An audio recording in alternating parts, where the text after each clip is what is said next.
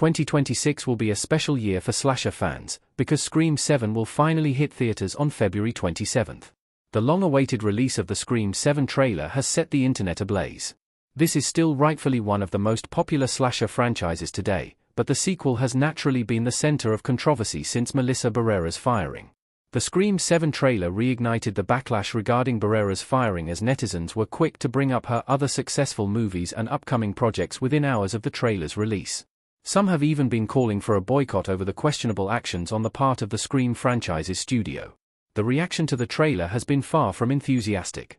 The trailer has also revived the passionate exchange of theories regarding Stu Mack's return in Scream 7 alongside other major characters in the franchise's history. The excitement for the franchise's return, marred by Barrera's controversial firing, kept me from donning rose-tinted glasses while watching the trailer, and I noticed a detail that explains exactly why franchises are so big today. The Scream 7 trailer calls back to 19,996 Scream.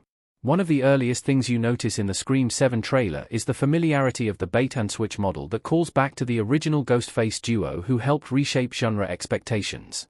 Seeing Ghostface behind her may not specifically remind you of Stu Mack and Billy Loomis, but the call from a Woodsboro number soon after clearly points to them. You also see Sidney Prescott, Neve Campbell, guiding her daughter, Tatum Evans, Isabel May, through killing Ghostface via a phone call. She is pleading with Tatum to shoot Ghostface and ensure that he dies. This is clearly a reference to the way Sidney herself killed Billy Loomis in the 1996 movie, screaming and shooting his corpse in the film's climax. Then there's the Macca residence, which has been turned into an Airbnb. Stu Mack's name itself haunts every fan of the franchise, but getting to see Ghostface attack people inside his house would be like a dream come true for every die-hard fan who knows all the moments of the 1996 film by heart and is excited about Mack's return. Fan-favorite Scream actors are returning for Scream 7. The nostalgia you feel when watching the Scream 7 trailer is also a teaser for the nostalgia you're expected to feel when you watch the actual movie next year. You can clearly hear Dewey's voice in the Scream 7 trailer before Stu's, practically confirming that David Arquette will be returning for the sequel, despite Dewey Riley's death in 2022's Scream. The Scream 7 trailer has also sparked theories about Patrick Dempsey's return, whose character, Detective Mark Kincaid, survived Scream 3, but hasn't been back for any of the later installments.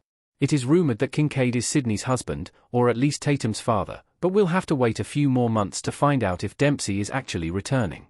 The biggest name returning to the franchise, especially for Ghostface fans and Scream nerds, is Matthew Lillard, who played Stu Mack in 19,996 Scream. It remains to be seen how his character is involved, but since his casting has been confirmed, we can't wait to see the return of the best Ghostface actors in the history of the Scream franchise.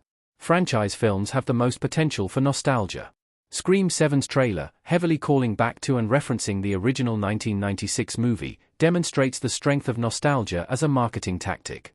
We're emotionally invested in the characters of the franchise, and the slightest hint of their return, even of the ones who have been killed, gets us excited about the movie. The opportunity to see them again is mouth-watering.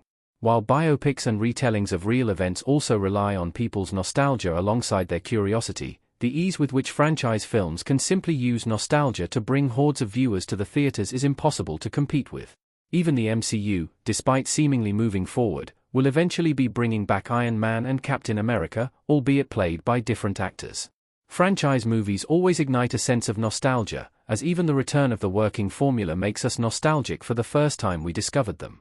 However, they can be more direct without needing to be concerned with accusations about creativity, because as on-the-nose as it is, Stu Mack's return will obviously still elicit an uproarious reaction from the crowd. Nostalgia has become an industry trend now. The biggest performers at the box office today are all franchise movies. Sequels, prequels, requels, legacy sequels, reboots, remakes, and spin-offs dominate the industry's output. The obvious lack of creativity required to simply capitalize on people's emotional investment in their original stories and characters isn't a deterrent by any means. Instead, it's now the most popular marketing tactic.